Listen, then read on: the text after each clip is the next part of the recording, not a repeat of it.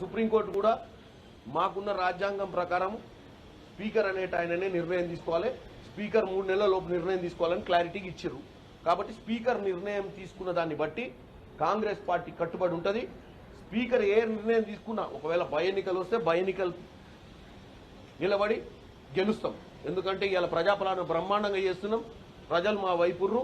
వీళ్ళు ఏదో 2024 దాకా 2028 29లో తొడగొడతామంటారు కదా, వాళ్ళకు కూడా మంచి అవకాశం తాడో పేడో తెలుసుకుని.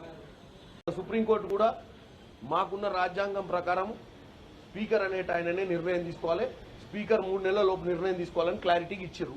కాబట్టి స్పీకర్ నిర్ణయం తీసుకున్న దాన్ని బట్టి కాంగ్రెస్ పార్టీ కట్టుబడి ఉంటుంది. స్పీకర్ ఏ నిర్ణయం తీసుకున్నా ఒకవేళ బై ఎన్నికలు వస్తే బై ఎన్నికలు నిలబడి గెలుస్తాం. ఎందుకంటే ఇవాళ ప్రజాపాలన బ్రహ్మాండంగా చేస్తున్నాం, ప్రజలు మా వైపుర్రు. వీళ్ళు ఏదో 2024 దాకా 2028 29లో తొడగొడతామంటారు కదా, వాళ్ళకు కూడా మంచి అవకాశం తాడో పేడో తెలుసుకుని.